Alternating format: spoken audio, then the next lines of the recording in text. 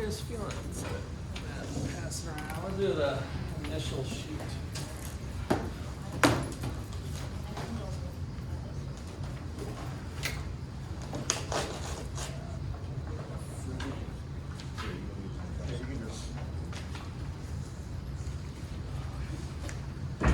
Well, that's right. What was my quiz question going to be today?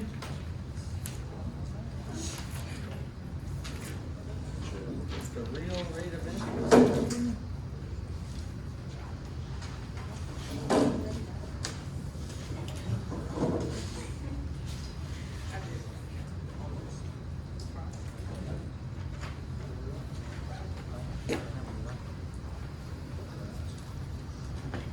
There you go. All right.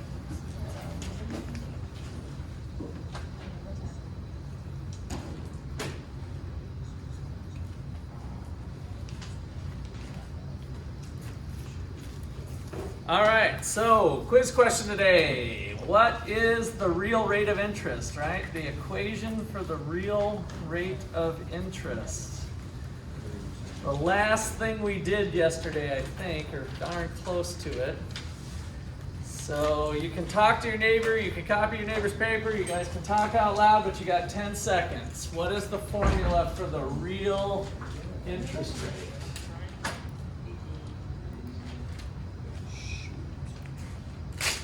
Between all of you, you should be able to come up with it. 7 seconds left. The equation for the real interest rate.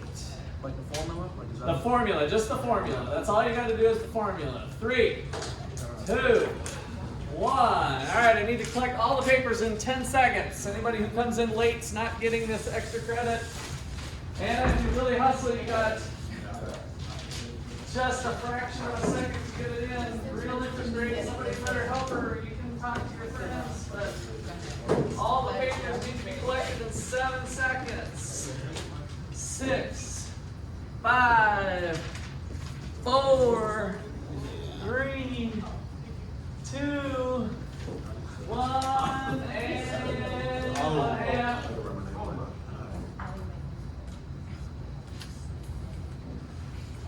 Alright, closed. Alright, so we're going to have extra credit every class. You guys can build up extra credit. But you don't get it if you're late, right, Janaya? Yeah. Alright, so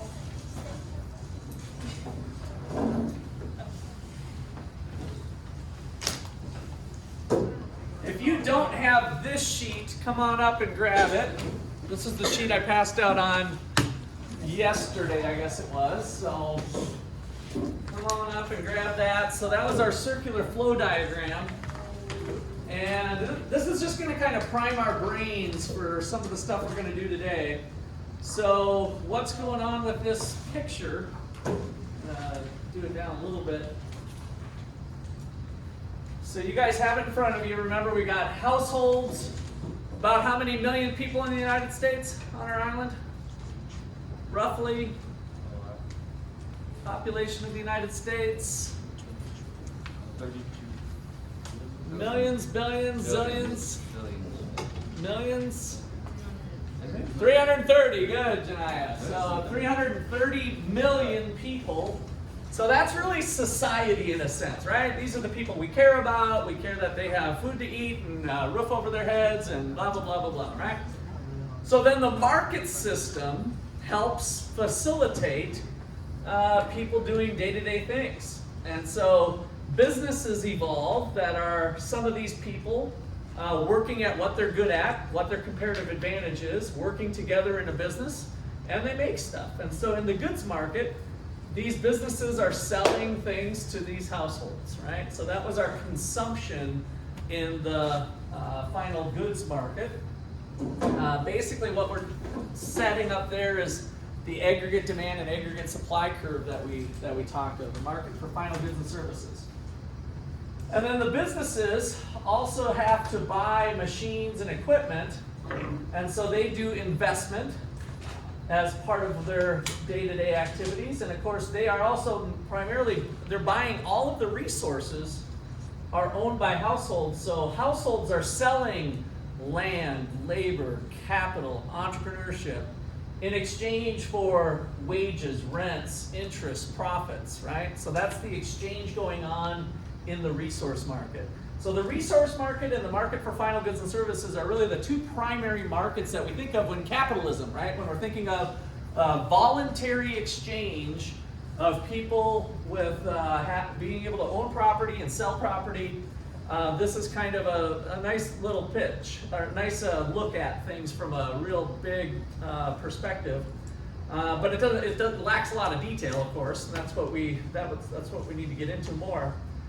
So these households also can save their money, and so that created the loanable funds market. So that was our first introduction into that idea of the savings and lending market, which we call loanable funds. So these guys save, are net savers.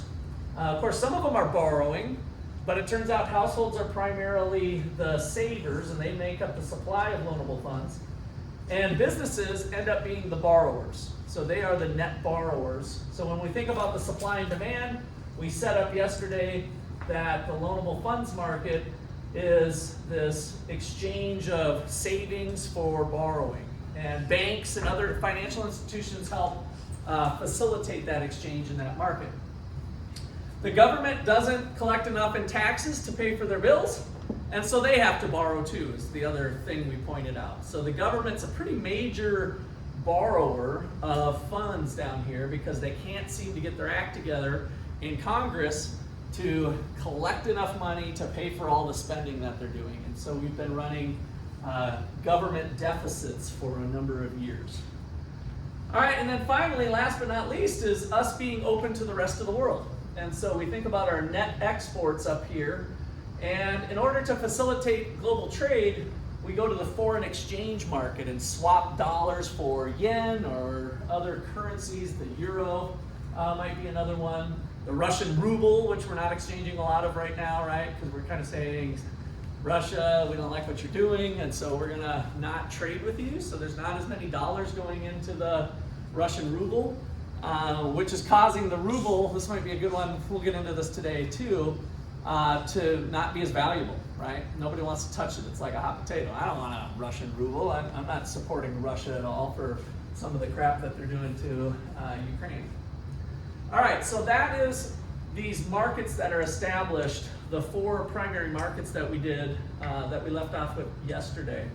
And so we need to continue on today with where we left off, which was with the real interest rate. And I kind of want to, who was here Tuesday? I just want to see your notes where you left off.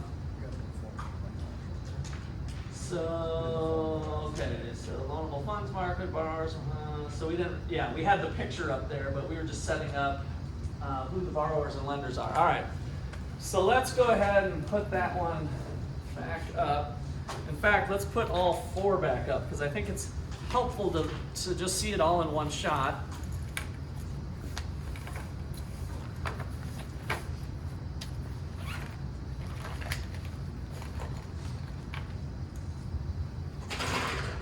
All right, so we did our little four square thing here because they're really all connected. We're going to show all of those connections next week. So, and I'm actually going to be gone to a conference. So we have a my graduate assistants are going to be in, and we'll be doing the same thing for in-class points, but they're going to walk you through the first parts of chapter 10, which is going to be building off of this. All right, so up here we have the resource market. So again, with all of these markets, there's some sort of starting place. So when we did chapter 3, I like to think about home base, right? There's some existing supply and some existing demand. But here we've got a really abstracted market, and we're just saying the quantity of resources. So the quantity of resources is what's being measured here. So that would be like labor, for example, labor. If we were thinking the demand for labor and the supply of labor, labor would be one example.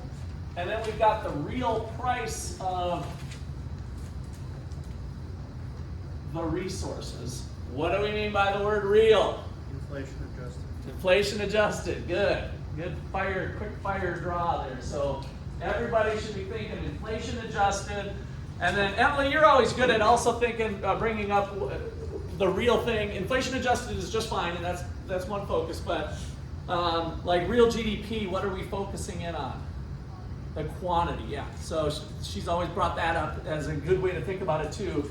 We're thinking about how many chicken wings did I eat? How much beer did I drink, right? How many shows did I stream, right? The quantity of shows, those are the things you care about. That's what brings you happiness, right? It's not the actual price of the things at all, once we sit back and think about it. So it's the purchasing power of our income.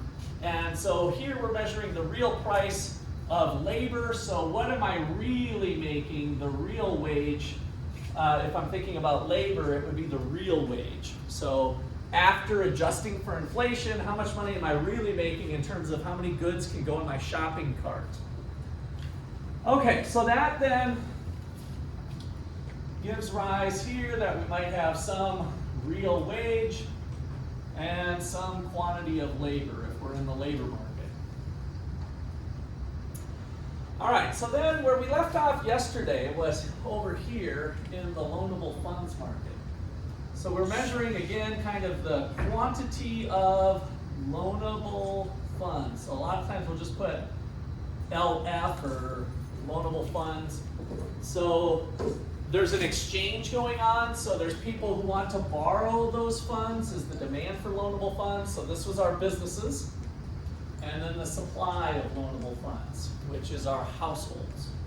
Households were net savers. So that's the last thing I saw in Ben's notes, that we kind of listed down who's the savers, who's the borrowers, right? And so in the United States, we also have the government down here as being a borrower of funds. So all of these people engaged in exchange are determining an interest rate. And so that's kind of where we left off last time, was to think about if this is the real rate of interest. We've got R1, and there's a certain quantity of loanable funds that are being exchanged. Remember, this is like dollars. When we say loanable funds, it's like, okay, $4 trillion are being, somebody's borrowing it and somebody's lending it, right? There's a level of lending that's going on. One of the connections that we have then is that this amount of loanable funds ends up translating into this factor right here. I want to make sure that the screen, I have written on a screen before. But what are businesses doing with those funds? So they go to the loanable funds market, they get $500,000, and then they go buy some machines, right? So there's a connection there between the growth of machines in the nation, the amount of capital in our capital bucket, land, labor, capital, entrepreneurship. So when we think about the amount of capital that we have in the economy, there's a connection between their ability to borrow, maybe at lower rates. It gives them more incentive to build a new building, to add a machine, to add on, right? And so now we're starting to transform the nation in terms of its inventory of assets and capital and machines and computers and other things that help make other things. So that's why we highlight the loanable funds market, is that one of the driving forces behind that is that we'll have some more investment, purchases of capital in the United States. So let me put that down as a key point with the loanable funds. This is kind of continuing on. So key is that the loanable funds market leads to businesses doing investment, which is our I in our cigarettes. Loanable funds market leads to businesses doing investment. And the connection then is lower interest rates, lower real rates of interest lead to an increase in investment. That's the connection that we want to make.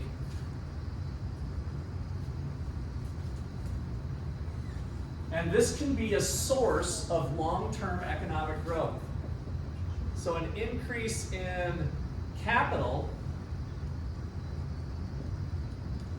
and when I say capital again, sometimes we go back and forth a little bit with money, but you should always be thinking machines and buildings, right? Our actual physical capital.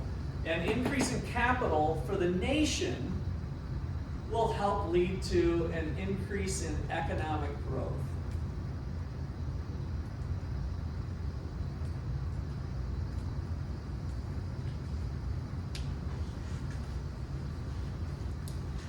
All right, so that's one of the important parts of this loanable funds market.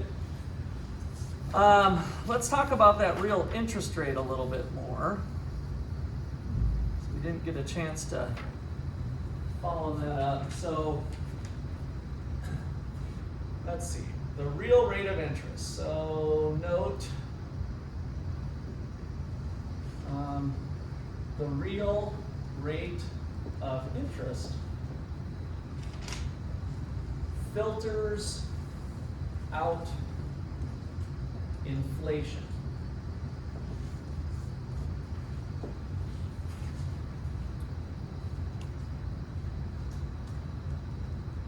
And it does it in a very specific way.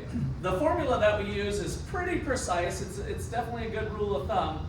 We gave it to you yesterday. This is what your quiz question was. The real rate of interest is equal to the nominal rate of interest minus the expected or anticipated inflation rate. So I wrote those out for you in your notes from yesterday, so I'm not going to write them out again. But this is the real rate of interest equals the nominal rate of interest minus the expected inflation rate. And so the last thing I left you with was to suppose you got a car loan from a bank, and the bank said you got a deal at 9%, right? So they're going to charge you 9% interest. But if the economy is currently experiencing 7% inflation, then the banker's kind of getting screwed a year later, right? Let's think about the transfer there. So the banker gives you $1,000, and next year you owe the banker $1,090, right? 9% interest would be $90, right? That's the deal for the banker. So now the banker right now has $1,000. They could go run to Walmart, or let's go to McDonald's today. So we go to McDonald's and it's the dollar menu hamburger. How many hamburgers can the banker buy with $1,000 at the dollar menu for McDonald's? 1,000, right? So we got 1,000 hamburgers.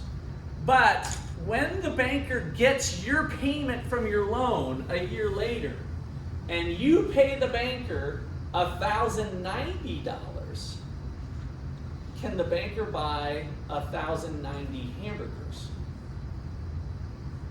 if inflation was 7%? Can the banker buy 1,090 hamburgers?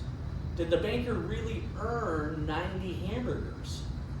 Or what does the banker find when he goes to McDonald's with this $1,090 that you just paid a year later? What's happened to the price of hamburgers? It went up. To what?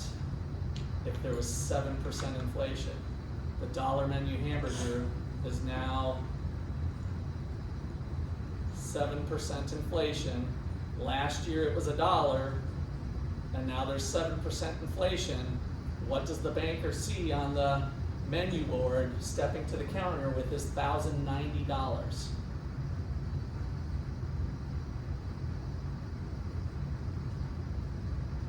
Try to get out of your head, it's the dollar menu. Prices can change. We have inflation. Have you guys seen the dollar menu go up, by the way? 7% inflation. It was $1 last year. If the hamburgers have gone up 7%, what do the hamburgers cost today? Nice and proud and loud. $1. Who's talking? I can't even see. Oh, Drea. Okay, you had your hand over your voice. So I'm like trying to figure out who's a ventriloquist over here or something. So $1.07. $1.07. How many people, is that like just foreign language or you're just being quiet? There's Drea, the only smarty in the class. Drea's the only smarty. I'm seeing head shake. So you're going to carry the load for us today. $1.07, right? That's what inflation is. I tried to keep the numbers easy with $1. 7% of $1 is 7 cents, right? 7% of $1 is 7 cents. So the price of the hamburger has now gone up to $1.07. All right, so let's try to tease that out.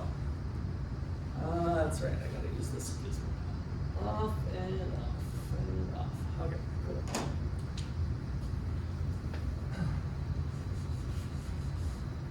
So example. Suppose you get a loan from a banker. Let's just say bank, I guess, instead of banker. Suppose you get a loan from a bank for $1,000 at 9% interest.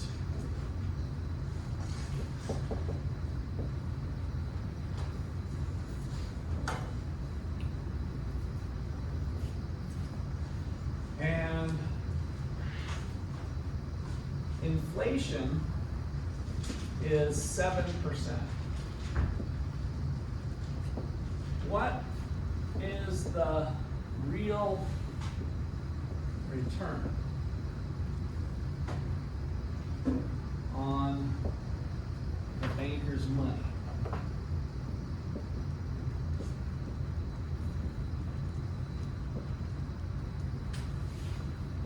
On the banker's investment, I guess. They're kind of investing in you to pay it back. Okay, so now let's track it through here. So we have the loan amount. The loan amount today. Now let's just call it 2022 is equal to the $1,000.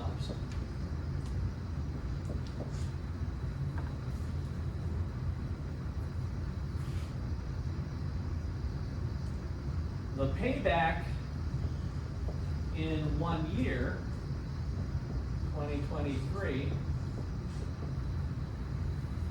is how much with the 9%? How much are you paying back to the loan, to the banker? 9% interest. There wasn't any other payments. It was just a simple 1 year payment. Get the $1,000. What do you owe the banker at the end of the year?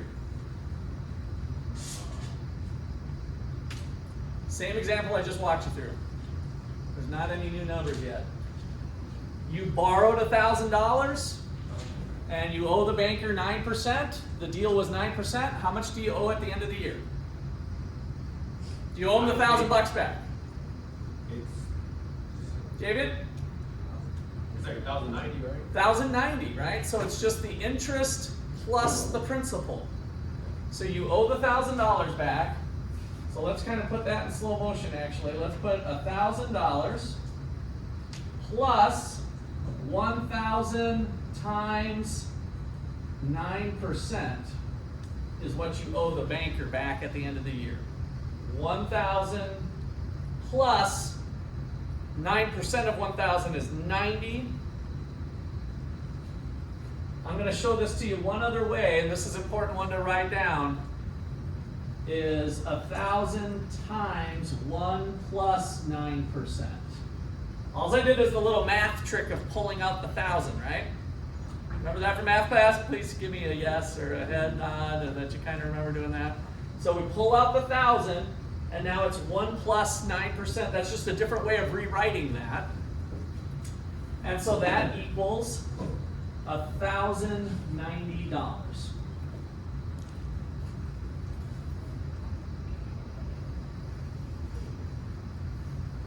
Okay, so now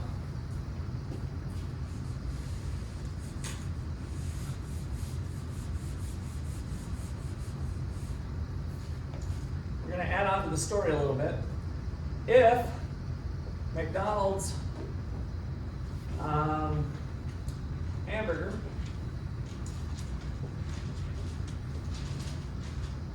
is price of hamburger in 2022 is $1, the dollar menu.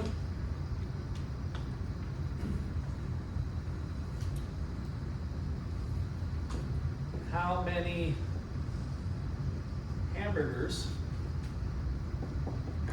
can banker buy in 2022?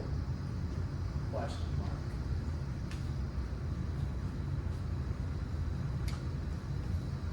Now this is before the loan. So in 2022, the banker's holding 1,000. How many dollar menu hamburgers can he buy? 1,000. All right. So that implies we've got 1,000 dollar menu hamburgers divided by the dollars per hamburger. Actually, let me, let's not. I don't want to get it too much, but dollars per hamburger. And that equals 1,000 hamburgers.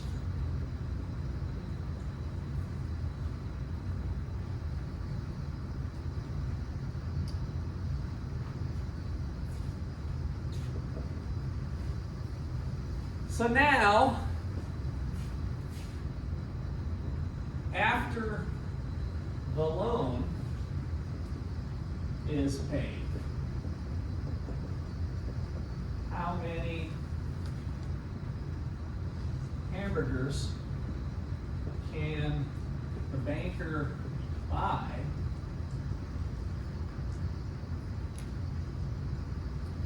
with the $1,090?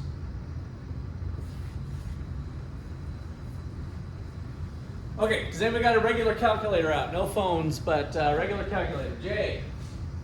So we got 1,090 bucks in our hand. The banker's hand has 1,090 bucks. How much is the price of the hamburger? $1.07, because there's been 7% inflation.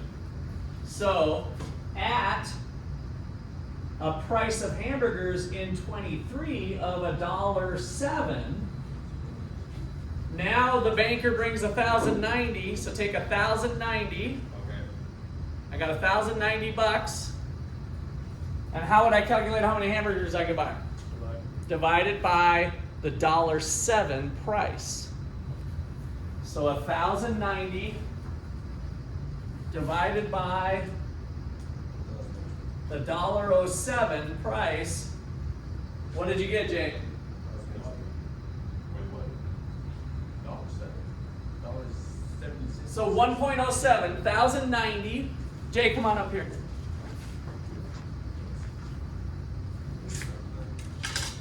Oh, yeah. 1,090 divided by 1.07. What you got? 1,018. 1,018. 0.69. 0.69. We'll do the 0.69. That's cool.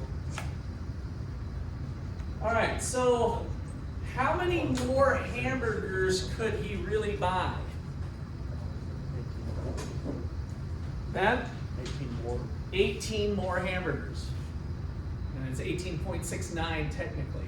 So his real rate of return was about what? Using this 118. Let's talk hamburgers when we think about the rate of return. How do we calculate the rate of return for any number? So what is the rate of return in hamburgers? How do we calculate the rate of return for any old number X? This is one right off the top of your head, memorized. We did it for inflation. We did it for economic growth. No, that's for our trade deficit. So rate of return, like the inflation rate. How do we calculate the inflation rate?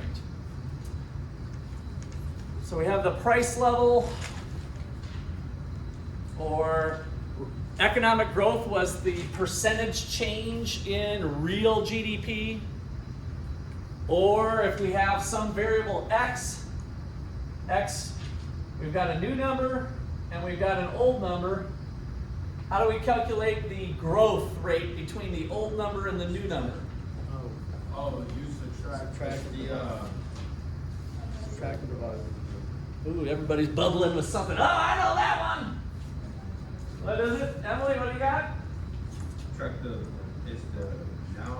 The new number, yes. It's the now minus the old divided by the old. Okay, good. It's real simple. So once we get going here, what's the difference between the old number and the new number? And then just divide it by the old number. And then you got to like multiply it times 100 to put it in a percent change. But this is the growth rate formula. So what is inflation? It's the growth of prices. What is the economic growth? It's the growth of the quantities of stuff we can have, the growth of real GDP. So we're applying this growth rate formula all the time. And so now, how did the bankers' purchases of hamburgers grow? Well, we got 1,018.69. I don't think I want to do the 0.69, but let's leave it at a whole number. That's fine. Well, let's do the 69 minus the 1,000, the old purchases of hamburgers, right? Divided by 1,000 gives me 1869. Divided by 1,000 gives me. What's 18.69 divided by 1,000?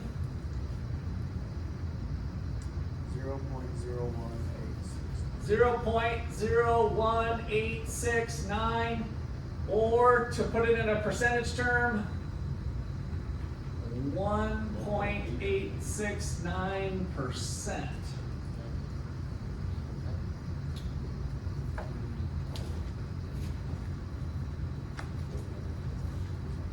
So what's the real rate of purchasing power change for the banker? 1.869. Now, what's our formula for the real rate that I gave you for the quiz at the top of the time today?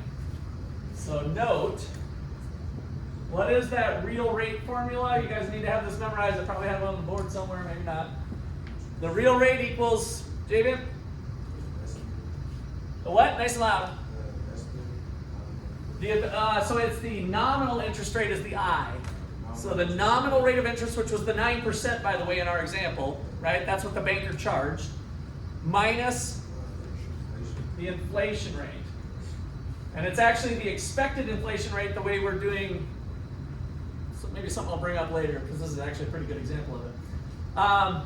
So now, this formula would give us 9% minus 7% equals 2%.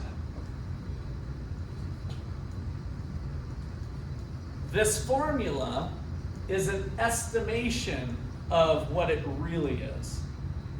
It's not perfect, but it's close enough, right? It's a good rule of thumb. And so this is the formula that we use, but this is why. So the reason I like to kind of bring you through this whole example is to really get you buying into something here that the banker doesn't give a damn about the 9% interest, does he? If he's smart, which he is usually. They've usually been educated in finance and business or economics or something. So what does he care about? Which interest rate is the most important to him? Inflation is important for the calculation, but ultimately what is he making the decision on whether to borrow? What interest rate? Whether to loan you money or not? It's either the real rate or the nominal rate. I thought, I'm almost dishing this up too easy for you guys. He doesn't give a damn about this one. Maybe we should talk about that. Why doesn't he give a damn about this one? Why doesn't he give a damn that it's 9%? Is he really getting 9%? No. That's the point, right? So what is he really getting? What's he really getting? What's his real rate of return? The 1.89 or the 2%, whatever, these two numbers here. That's the one he cares about, is the what the real rate of return is. And so what I mean by it doesn't give a damn about it is that if he wants to earn 2%, does he care if he loans it to you at 12% and then this is 10%? No, it's still 2. What if this is 16% and this is 14%? Does he care? No. He needs to make 2% on his money, right? The expected return is what he cares about in terms of making that loan. Now, the same is true for the borrower, by the way. I kind of focused on the banker because I think it's a little bit easier to think about the logic in it. But you as the borrower are thinking the same thing, right? The rate that you're paying is essentially 2%. You're not really paying 9% as the borrower. You're really paying 2% in terms of the change in purchasing power. The change in purchasing power is just the 2% for both parties. Okay, questions or comments there? All right, so one little nuance that comes up with this, I like the way your textbook does, is when we make the loan, does the banker and you actually know what the inflation's actually going to be? No. So the example that I brought you through was kind of after the fact, that we learned that inflation was 7%. So, but this is what's really going on in the real world, is that this is the anticipated inflation. Anticipated inflation. And so what if it's 8%? So what if the expected inflation is 7% and the actual inflation rate is 8%? We expected 7, but we got 8. Who got screwed? The banker or you, the borrower? Who got screwed because Biden did some bonehead policy that caused interest rates to go up higher? Who got screwed? The banker or the borrower? The banker. Good. Why do you say that, Ben? You're right. I'll give you some confidence here. He's losing money. He's losing money, right? So when we actually did the deal, we agreed to 9%. The banker thought he was earning 2%, but because there was unanticipated inflation, this number changed into an 8, which means he really earned 9 minus 8 equals 1. The banker got screwed. You win though. The borrower is paying back with cheaper money now. So your borrowing rate turned out to be 1% also. So that's part of the problem with having unpredictable things in the economy. If inflation is what we're targeting, what's our 3 biggies for the economy that we hope Biden and Congress and the Federal Reserve and other people in government are thinking about? The 3 biggies. 3 biggies. This is the part where you can flip back in your notes. You guys should have the 3 biggies off the top of your head. What are the 3 biggies? Unemployment, I heard. Who said unemployment first? Okay. What about unemployment? Do we want it high or low? I want to put those qualifiers on it. Low. So when I say the biggie, I want you to put like what our objective is, and we want low unemployment, probably close to the natural rate of unemployment was kind of the whole discussion that we had. So low unemployment, increasing real GDP, so economic growth, so increasing real GDP, and then lastly, what was the last one? Inflation, and what do we want it? Stable and low. Low and stable inflation. Here's why. We want these 2 parties to do this deal with each other, right? We want these 2 parties to do this deal with each other. That's efficient. Somebody wants to borrow money, let's say at 9%, and another person wants to lend money. Let the market do that. This person knows what's hopefully best for themselves with the borrowing, and the banker is trying to make money. Let them do the deal. But if we have unstable inflation, then the banker's going to have an interest rate probably higher than what they'd normally do if it was stable, right? The banker's going to have to price that risk into it. And so they might have tried to do a little bit more, but now they're going to be expecting 8 because they know that inflation is unstable. So the point with all that is that this helps us highlight low and stable inflation is better for the economy and better for markets. Okay, questions or comments there? Let me make sure your notes get in the answer to this here. So what if the inflation rate's at, let's just put banker gets screwed. Banker gets screwed with a real rate of return of 1%. They were expecting to get 2%, and now they get 1%. And we might think, well, that's good. Those bankers make too much money anyway or something. But it could have went the other way too. If it would have been 6%, then the consumer would have got screwed, right? Just the opposite. If it would have actually been 6%, then the real rate of return would have been 3%, and the borrower would have been paying more money back for the loan than what they were expecting to pay. Okay. Any last questions or comments there? All right, so I think I do want to put one more comment on there about this anticipated, unanticipated.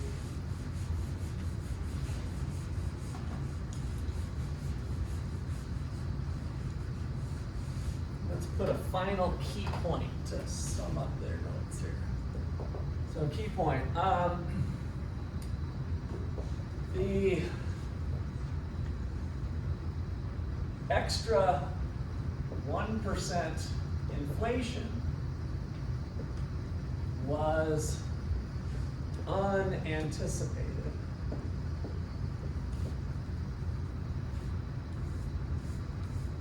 Was unanticipated, and therefore caused a redistribution. Now let's call it an unintended redistribution. It caused an unintended redistribution from the banker to the borrower.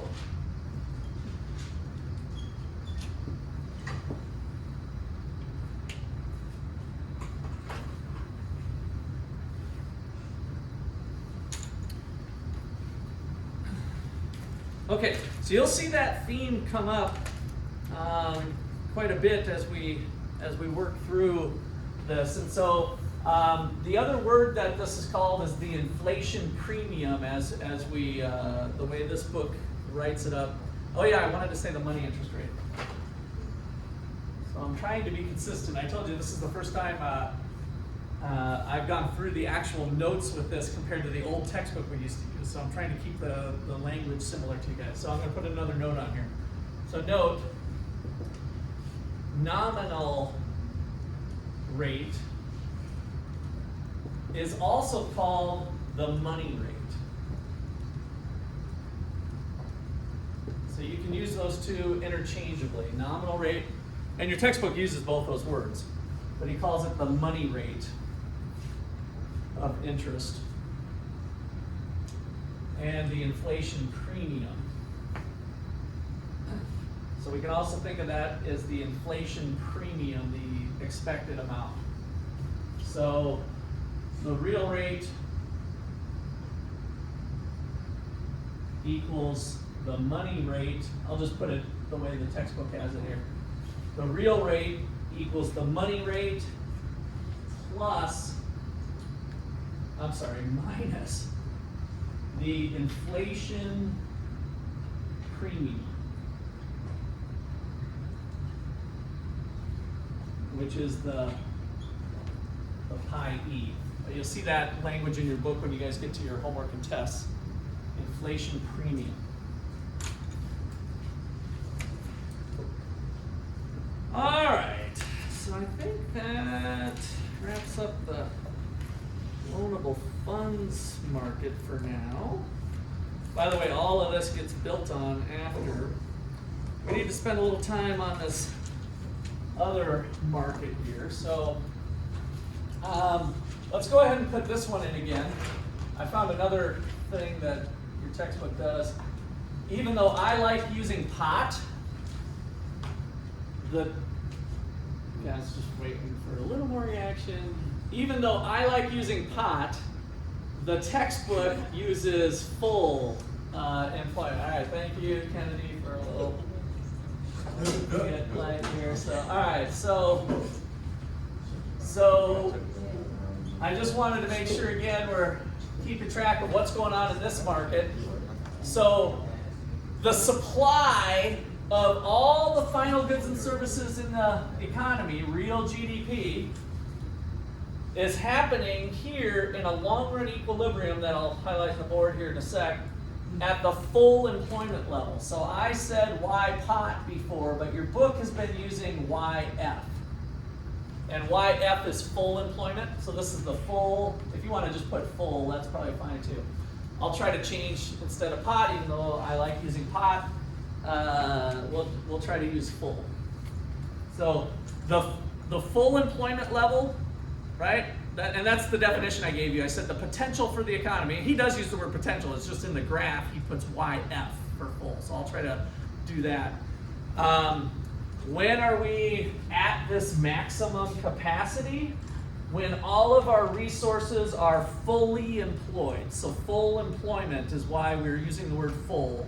So we only have what types of employment? Let me give you guys a little quick verbal quiz. So when the economy's at full employment, we still have unemployment. What type? What types? We have 3 types of unemployment.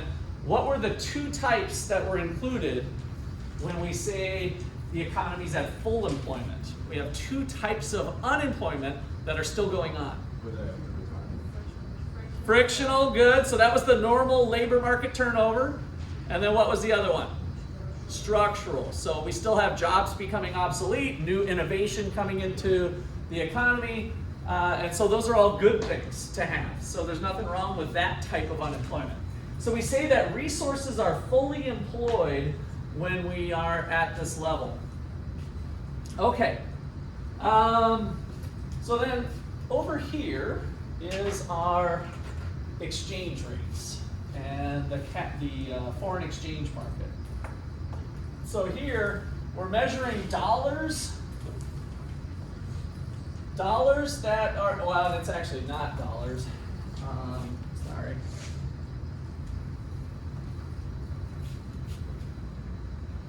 This is the foreign currency. How many yen are we trying to buy? Foreign currency, so let's just say the yen. That's the example we used before. I want to buy 20,000 Toyotas, and in order to buy those Toyotas from Japan, they want yen. And so I'm going to have to give up a certain amount of dollars to exchange for yen. And so over here, we're measuring the exchange rate in terms of dollars per yen. There's people who are owning yen that are supplying them to the foreign exchange market. So you can think of maybe Japanese citizens or companies that want to go to Disneyland. Let's go to Disneyland. All right, that's going to be like $15,000. All right, so they're going to supply their yen to jump on a plane and come to Disney, right, to head to Florida. So they're going to be a supplier of yen to the foreign exchange market. Meanwhile, we want to buy some Toyotas, and so us Americans are jumping into the foreign exchange market and demanding yen to buy our Toyotas. And so the interaction of all these people trying to swap currencies creates the supply and demand for the yen, and that gives a volume of trade of yen for dollars. And so our foreign currency down here, let's just call it Q1, and then our exchange rate E1, and let's just say it's 100. Yes. I better go look at my notes here and make sure. I've been flipping stuff around. Let's not take you guys down the wrong path. I did take you down the wrong path because I put the dollar there first. We're actually, since we got yen there, friendly amendment, yen per dollar. That's why I caught myself. So yen per dollar. So if the exchange rate is 100, that means 100 yen will get you $1. You give a dollar and you'll get 100 yen back. Okay, so that's our exchange rate. And let's get some of that stuff, bits and pieces written out here. How many of you have traveled internationally? And you're actually from somewhere else, right? where are you from again originally? Costa Rica. Okay, I didn't remember that. And have you been to other countries too? No. Okay, so Costa Rica and here. Yeah. And then Kobe, did I see your hand up? Where have you been? Germany. Germany? Okay, wow, cool. All right. So Germany, you did the euro over in Germany. Yeah. All right. So yes, I can't remember. Costa Rica. What's currency? Colones. Okay, so it is your own currency. What is it again? Colones. Colones. Yeah, with the accent, I can't. Am I saying it right? Colones? Yeah. All right, close. All right.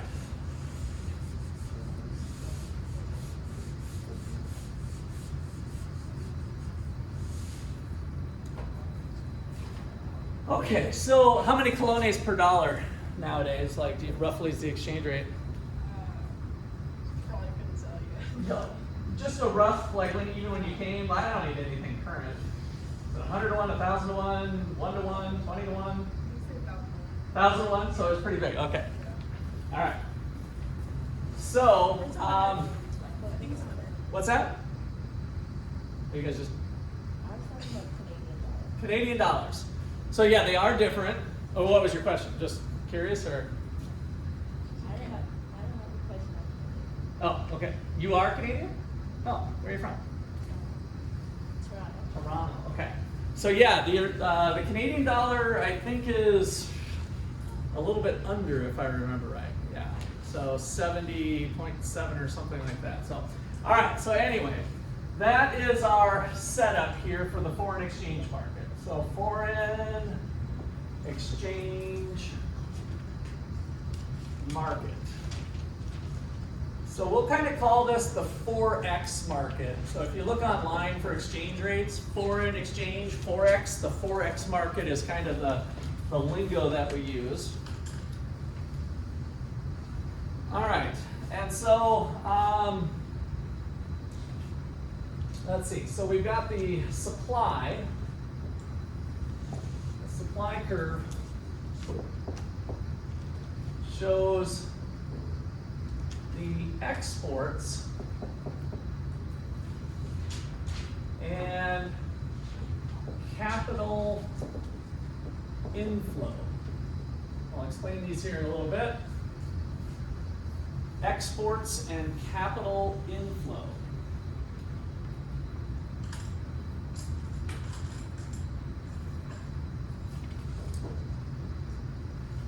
And you can think of the demand curve as imports and capital outflow.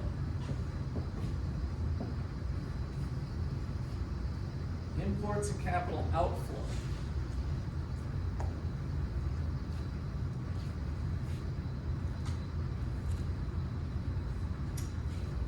All right, so as we do exchanges, things can change over time in the exchange rate market. And so what I want to do here is just bear with me, we'll do a little bit more later, but imagine that there's an increase in demand. So let's put this at D2, so D1 and D2. And then let's put a supply curve intersecting right above it for reasons we'll get into actually a little bit more next week, but we're going to talk about them now. So things change, right? So there might be people that want to buy yen or sell dollars. And so the equilibrium point moves from, let's say, point A to point B. My question to you is that if we get to E2, and E2 is 120, has the dollar appreciated or depreciated? Has the dollar appreciated or depreciated? Is the dollar more valuable or less valuable? The dollar. If we go from 100 to 120. More, less. It's always kind of a tug. You do have a 50-50 shot, so that's good. How many people say more? Show of hands. How many people say less? Show of hands. All right, looks like it's close to a tie. Maybe the lesses have it a little bit. So I want to go buy some yen. I'm an American. I take one of these. What would I rather get, 100 yen or 120 yen? What would be preferable for me as an American? 120, right? So if $1 gets me 120 yen, the dollar is more valuable. So the dollar has appreciated when it goes up. So that's our way to think about it. Think about it kind of like buying a good, like buying a Japanese car or Japanese, I don't know, maybe one of the nunchucks or something for, I'm thinking, martial arts or whatever. I'd rather have more than less, right? More yen is going to get me more. So that is an appreciation of the dollar. So let's put that definition down. I think I'll give you exactly the way he's got it here. So appreciation. Appreciation is an increase in the value of a currency. An increase in the value of currency relative to foreign currencies.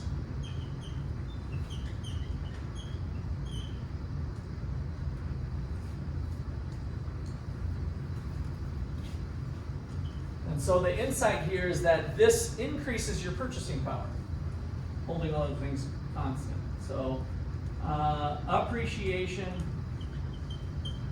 increases your purchasing power.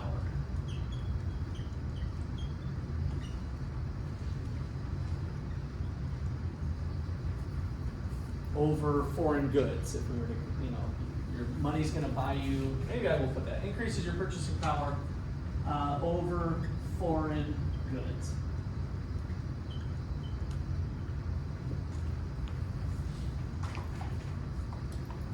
So maybe you're starting to see kind of the connection here between what we're talking about globally and what we're talking about domestically. Because we're talking about the same thing with purchasing power and inflation, right? When inflation was 7%, the banker lost purchasing power, couldn't buy as many hamburgers. But that's because of inflation. That's what happened within the United States. So another thing that can happen globally is that your purchasing power can go up or it can go down, right? If the exchange rate changes, it also changes your purchasing power in kind of a similar way, but it's different because now we're looking at two economies trading with each other. All right, and so depreciation, of course, is just the other way.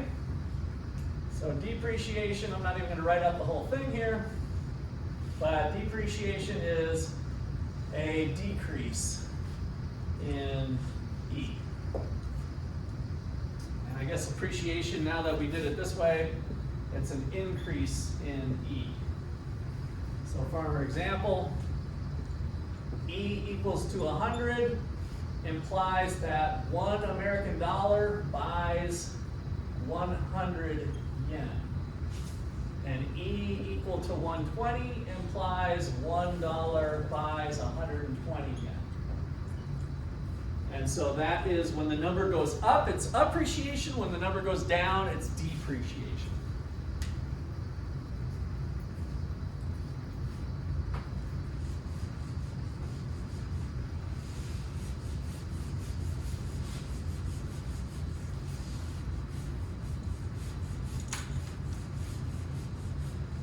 Okay, so next on our list is what we're buying. So we've already talked a lot about imports and exports. So let's recall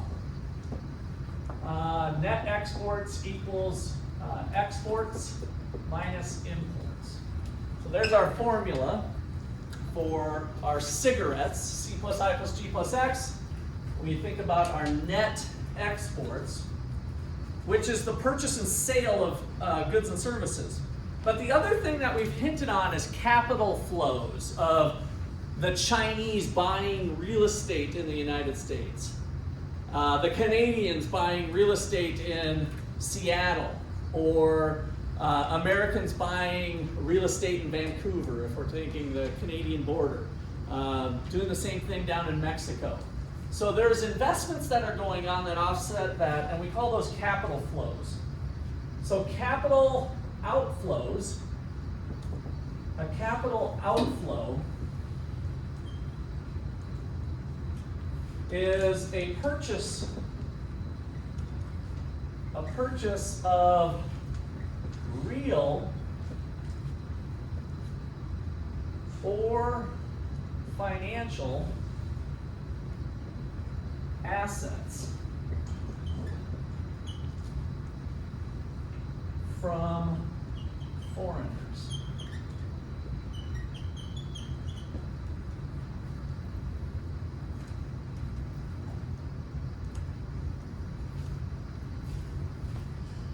So when we think about real assets,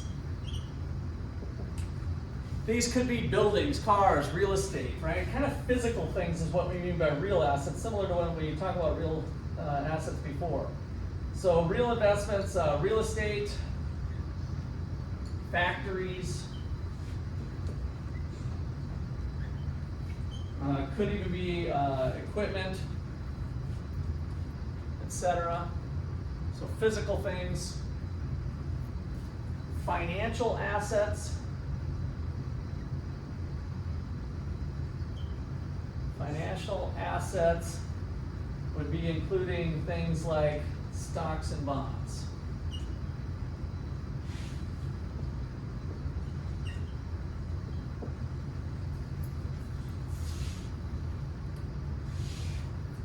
Okay, so let me give at least one example. Let's do two examples. Example,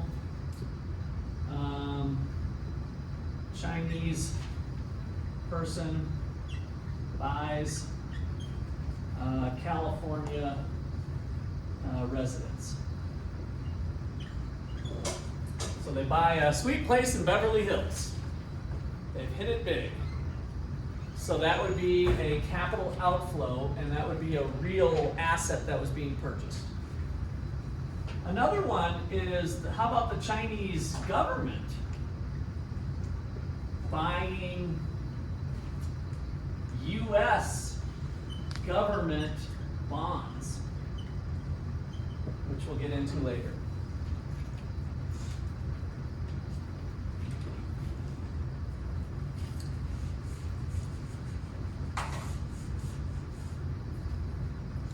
What's the difference between stocks and bonds?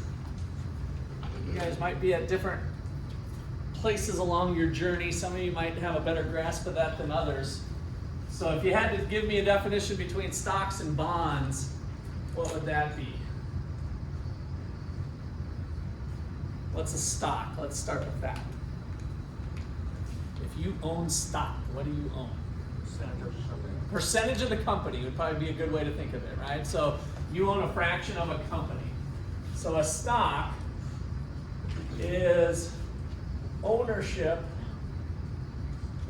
of a fraction of a company.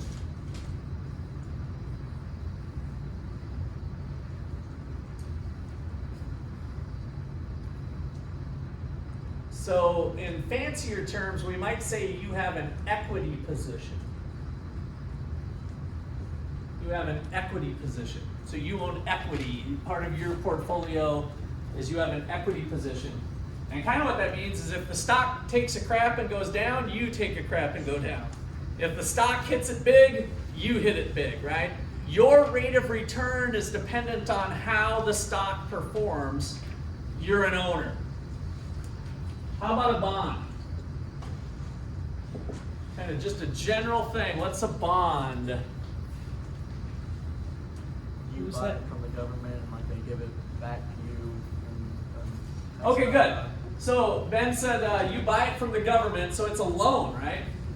And it doesn't have to be the government. You can buy corporate bonds too.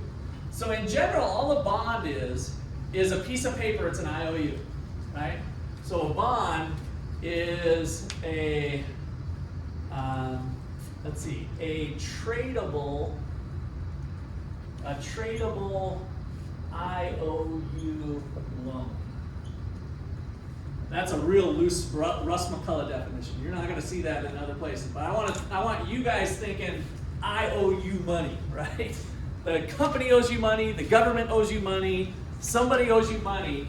And what I mean by tradable is that people trade these things on Wall Street, right? You can call up your broker and just trade it. It's not like you have to do put it on Craigslist and like, hey, I got an IOU. My mom owed me money. She owes me $1,000. I'd like to get rid of it, and she won't pay me back. So I'm selling it. You could do that, right? But it's not a market. It's not a formal market. So bonds are a tradable in a formal market, and so that's all it is IOU. So this could be government or corporate. So General Motors, some of the bigger corporations might sell IOUs. And so then there's some differences that we won't get into in class on if this goes down, you might be in a safer position than here because they still have to pay the money back even if times are tough on their stock. Okay, so capital outflow is all this, and so then the last thing I want to just put in here is a capital inflow.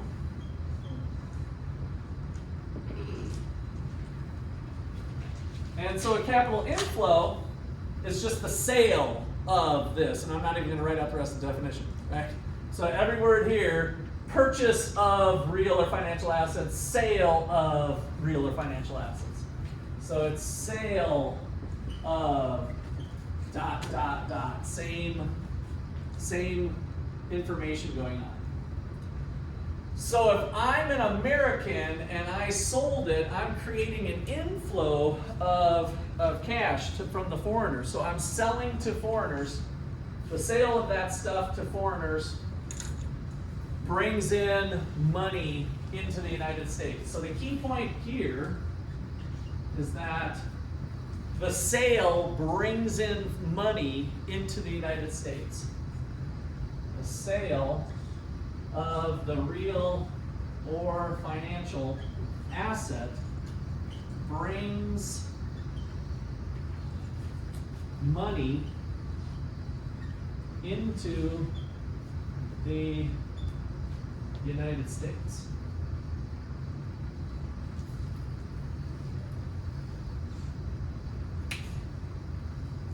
The Chinese brought their money that they had and put it into some real estate, which then gave some American, they sold their real estate in California for $1.5 million.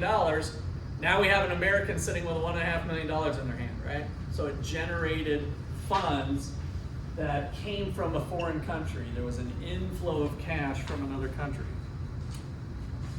Okay, so, questions or comments there?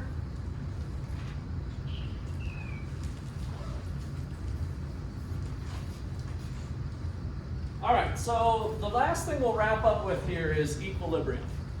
So this picture is the one that we haven't kind of settled everything in on. We have an equilibrium exchange rate through exchanges in the foreign markets. People are paid wages that are adjusted for inflation. And then we have interest rates being determined with purchases and savings and borrowing going on. So we got a lot of pieces of the big puzzle here put into place. And so the last thing to talk about is what does equilibrium look like? Okay, so point A, let's go ahead and make a point A right here, where all three of these lines come together. Point A is a long run equilibrium. And so this is, oh, I didn't put up the price level here. And let's just say the price level is currently at 100. So long run equilibrium.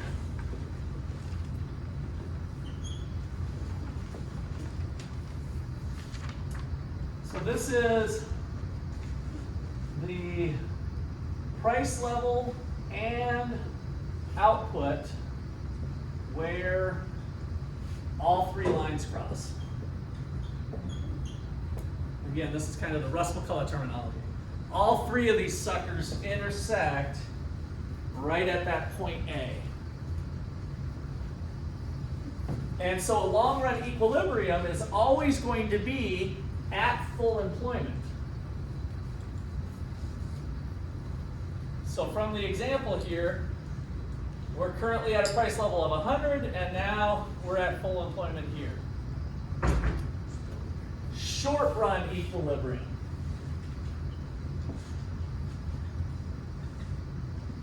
Short run equilibrium.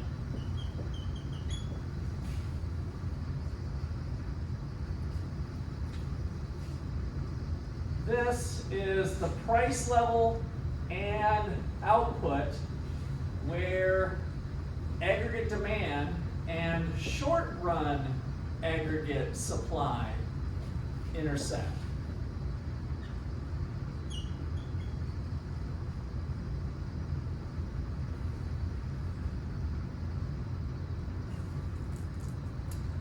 For this example, that's happening right here. X marks the spot, and it happens to be where all three are intersecting.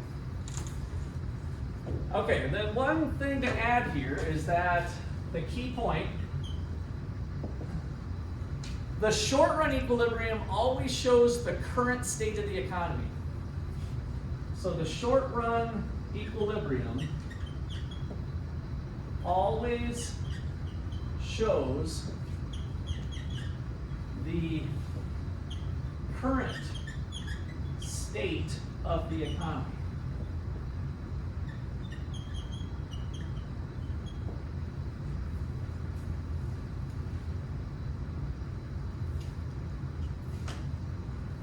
And then key point number 2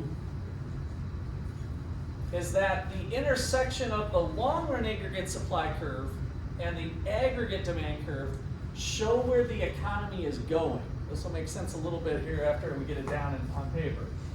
So the intersection of long run aggregate supply and aggregate demand show where the economy is going in the long run through natural market change. And let's go ahead and give Adam Smith a little tip here, the invisible hand.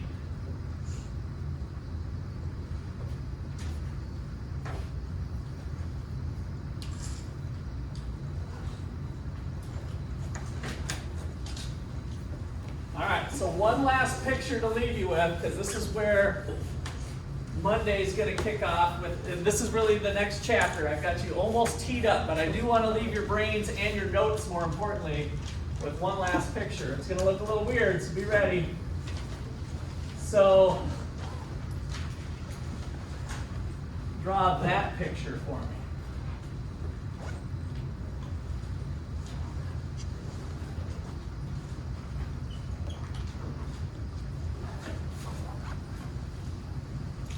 So what I've done is the intersection of the short run and long run are over to the left of the bar. So draw this picture. Make sure it's in your notes. This is what we're going to get into next week. So the economy wants to be here in the long run, right? But the current state of the economy is here at Y1, let's call it. This is a recession. Output for the economy is lower than where we expect it to be in the long run. And so here we are at point A, but where we're trying to be is point B, is where we're going. And this is where we are. And that means inflation's running a little high compared to where we'd expect it to be in the long run, right? That's today. Inflation's a little high. Output's not doing too bad, but inflation's higher than what we'd expect it to be in the long run. And that'll tee you guys up. Have a good weekend. So make sure you got the next two chapters. That wrapped up everything. And